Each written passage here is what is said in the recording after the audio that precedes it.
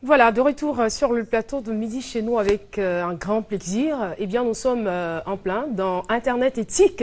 Aujourd'hui, c'est la suite du sujet abordé la semaine dernière. C'était les rencontres autour du web. Et pour en parler, bien sûr, nos deux consultants. Bonjour et bonne fête des pères à vous. Merci. Merci. Bonjour. Apparemment, vous attendiez cela. Vraiment, il y a longtemps qu'on n'attend plus grand-chose. Non, arrêtez là, quand même. Non, mais bon, Éternel insatisfait. On a l'habitude d'être oublié, voilà. Donc, on fait avec. Ça continue là? Ça continue. Est-ce que les choses ne sont pas progressivement en train de changer? Non, j'ai pas envie de donner un exemple qui n'est pas intéressant du tout, donc je vous fais m'arrêter là. D'accord. Alors, je rappelle que Monsieur Basseli Yorobi est web stratégiste. Voilà.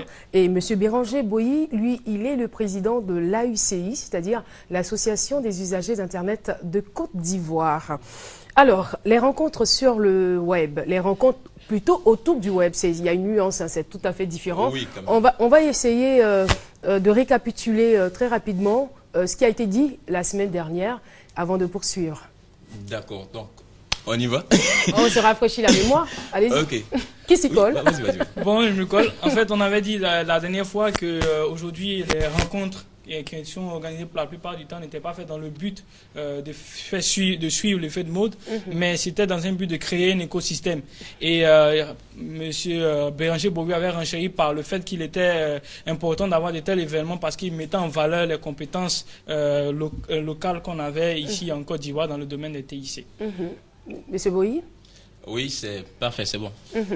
D'accord. Alors, ce qu'on doit savoir aujourd'hui, c'est par rapport justement à ces événements. Est-ce qu'on décide de créer d'autres événements ou on décide, par exemple, d'essayer d'adapter ou de rester toujours...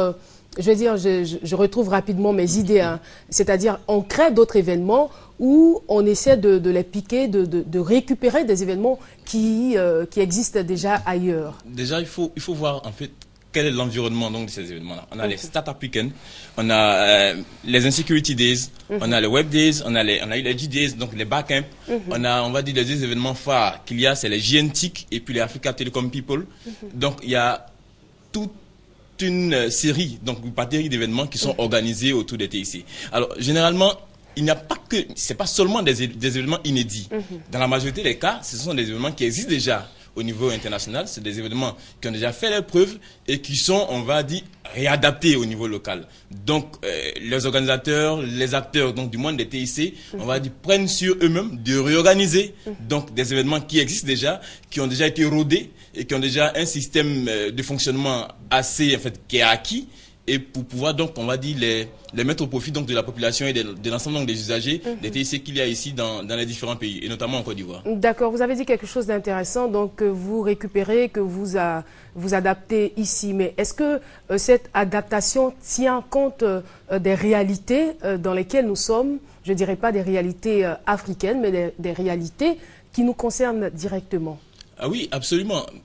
Et quand je parle d'adaptation, ce n'est pas que ça. Il y a des événements, bien sûr, qui sont inédits. Il y a des événements qui sont inédits. Mais les rencontres autour des TIC sont pratiquement les mêmes partout. Et quand on parle de tenir compte... On rappelle l'objectif dans lequel ces rencontres sont faites? Oui, ces rencontres sont faites avec pour objectif, on va dire, de servir de levier. Donc, pour redynamiser donc l'environnement dans des TIC, pour servir, on va dire, de point d'appui pour développer les TIC, donc promouvoir les TIC et leur usage. Parce que comme je l'ai dit si bien, on ne peut pas donc faire la promotion des TIC, faire la promotion d'une matière, d'application, d'outils informatiques, etc. s'il n'y a personne pour les utiliser, mais si les usagers ne savent pas comment les utiliser, ils ne savent pas pourquoi ils les utilisent. Or, ces forums, ces rencontres sont bien sûr faits pour cela, pour que les gens puissent donc se retrouver, discuter, échanger, apprendre, et donc en apprenant, ça permet aussi donc de promouvoir ces outils, de promouvoir donc les TIC, et donc chacun y gagne. À la réalité, il dit que les gens viennent. Quels sont ces gens qui viennent? Est-ce que ce sont des personnes qui sont déjà, qui savent déjà l'environnement, qui savent, qui ont les rouages de l'outil informatique, ou bien ce sont simplement des profanes? C'est qui vous ciblez exactement? Bon, en général, quand nous faisons ces genres d'événements, l'idée c'est de ce que nous on appelle l'évangélisation, mais qui n'est pas un terme aussi dans le domaine éthique. C'est pas lui qui a trouvé le thème là. Non. Web évangéliste, c'est pas lui, c'est pas Béranger Boyi. Non, pas du tout. Donc nous, quand on fait l'évangélisation, autrement dit la promotion des TIC, l'idée c'est de faire venir en premier lieu les personnes, comme vous l'avez dit tout à l'heure, qui ne maîtrisent pas les rouages de la technologie. Mais bien souvent quand on organise, on se rend compte que dans le déroulement de ces genres d'événements, il y a des personnes qui sont pointues, donc des professionnels du domaine, il y a ce qu'on appelle des passionnés, et il y a des personnes qui viennent à la découverte. Nous, l'ordre principal, c'est ceux qui viennent à la découverte, mais malheureusement, vu que, pour ma part, il n'y a pas une vulgarisation de masse, aujourd'hui, c'est quelques personnes qui sont dans notre réseau qui ne connaissent pas l'éthique. Et qu'est-ce qui empêche ce manque de vulgarisation? Moi, je pense que c'est juste une question de volonté. Volonté, je vais pas... De volonté de la part, vous n'allez pas indexer. Non, je ne vais pas indexer parce que, voilà, mais cependant... Ou bien vous direz encore une question de volonté politique. Bon, c'est ce que vous évitez de dire. Non, il faut le dire. Bon, alors, si c'est le cas, je vais dire, comment est-ce que vous arrivez à réussir donc ces événements? Avec quels moyens? Voilà, si vous n'êtes pas subventionné, la dernière fois, on a parlé de ceux, vous avez demandé de l'aide, et j'ai demandé si c'était des mécènes ou si c'était des hommes d'affaires qui devaient venir vous soutenir dans l'histoire. Mais si vous ne bénéficiez pas de l'aide étatique, comment est-ce que vous arrivez à financer ces événements autour du web? Très belle question. En général, ces genres d'événements... Merci, ça annule les précédentes alors. Non, pas forcément. Non, c'est juste pour vous charrier. Oui, mais c'est une question qui m'interpelle. Parce qu'aujourd'hui, je dis toujours, je n'indique personne, mais aujourd'hui, personne ne s'engage à vraiment aider nous qui faisons ce genre d'événements. Cependant, il y a des initiatives, il y a des personnes qui viennent et qui aident volontairement, et comment en faisant un échange de marchandises ou un échange de services. Mais rarement on a vu des gens financer complètement un événement TIC. Et ce qui fait qu'on arrive à organiser, c'est que nous-mêmes on arrive à mobiliser des fonds avec les moyens de bord qu'on a. Donc c'est sous fonds propres. Sous fonds propres. Généralement. Voilà, on le fait parce que le but ce n'est pas de gagner de l'argent, mais c'est de faire en sorte qu'il y ait un maximum de personnes qui puissent maîtriser l'outil informatique, les technologies, parce que pour nous... Et qu'est-ce que cela vous apporte ? Justement, parce que, enfin, on est dans un monde très capitaliste. Et voilà, donc vous, votre objectif, c'est d'amener beaucoup de personnes, ou d'évangéliser, de convertir beaucoup de personnes à l'outil informatique. Mais en retour, qu'est-ce que cela vous apporte? Ça nous apporte premièrement la notoriété. Ça nous apporte aussi l'échange, parce que lorsqu'on va vers des personnes qui ne maîtrisent pas les technologies, ces personnes nous apprennent certaines choses. Auparavant, j'étais, comme on le dit en griffe dans notre domaine, geek, c'est-à-dire vraiment dans mon coin, quelqu'un qui est à fond dans la technologie et qui est passionné par la technologie. Mais aujourd'hui, j'ai commencé à m'ouvrir, parce que le monde, ce n'est pas seulement que la technologie. Il y a d'autres domaines, comme l'agriculture, et ainsi de suite. Et le fait de travailler avec ce genre de personnes, ça nous permet de comprendre qu'on peut appliquer la technologie à d'autres domaines, à l'agriculture, ainsi de suite. Donc, l'apprentissage, deuxième point. Et le troisième point, on fait régner la Côte d'Ivoire au niveau international.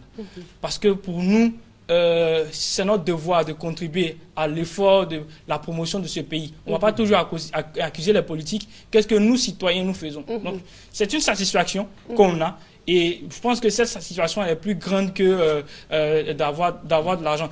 Bien sûr que l'argent est important, mais cet argent, on l'obtient après. Parce que grâce à la notoriété qu'on a, Dieu merci, on a quelques petits contrats, il y a des personnes qui nous contactent, que vous avez fait ceci. Si vous l'avez fait bénévolement avec sérieux, ça veut dire que professionnellement aussi, vous avez des moyens, vous ferez mieux. Hein. Voilà. D'accord. Alors, est-ce qu'il y a un impact? Nous sommes en train de tirer vers la fin de cet entretien. Est-ce qu'il y a un impact?